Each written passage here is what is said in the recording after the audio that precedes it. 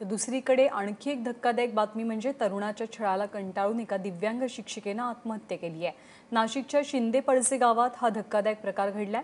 वंदना जाधव असं आत्महत्या केलेल्या शिक्षिकेचं नाव आहे। सामनगाव येथील जिल्हा परिषदेच्या शाळेत त्या शिक्षिका म्हणून कार्यरत होत्या। या प्रकरणी पोलिसांनी आरोपी तरुण पंकज ठाकूरला अटक केली आहे आणि त्याच्या विरोधात एका महिन्यापूर्वी नाशिक रोड पोलीस स्टेशनला तक्रारही देण्यात आली होती। मात्र पोलिसांनी त्याची योग्य दखल घेतली नाही। त्यामुळेच वैतागलेल्या वंदना जाधव यांनी आत्महत्या केल्याचा आरोप गावकरी करतात।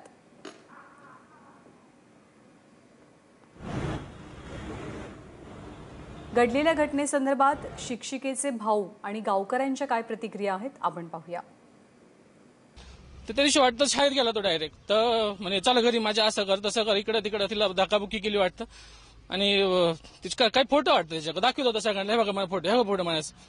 त्याच्या घरी गेलो आम्ही, त्याच्याकडून त्याचे मोबाईल घेतले, हिसकून घेतले। आम्ही पोलीस स्टेशन गेलो शनिवारी, पण साहेबांनी आमची कोणतीही कंप्लेंट घेतली नाही। 5 तास आम्ही तिथे बसलो होतो।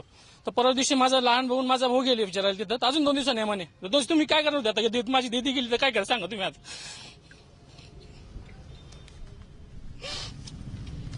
काल दिवसभर मला फोन होता, काय सांगू होता मी।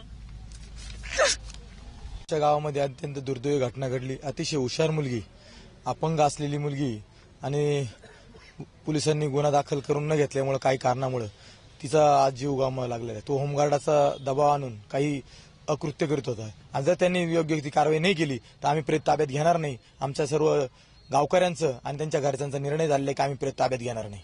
तिने आत्महत्या नाही केली, हा व्यवस्थेने आणि पोलिसांनी घेतलेला हा बळी आहे। या बळीला कोण जबाबदार आहे? गृहमंत्री जबाबदार आहेत। तोपर्यंत ते संबंधित पोलीस निलंबित होत नाही, जोपर्यंत त्या नराधमाला अटक केली जात नाही, त्याला कडक शासन होत नाही। मुख्यमंत्री साहेब लक्ष द्या, पुरोगामी महाराष्ट्रात काय चाललंय।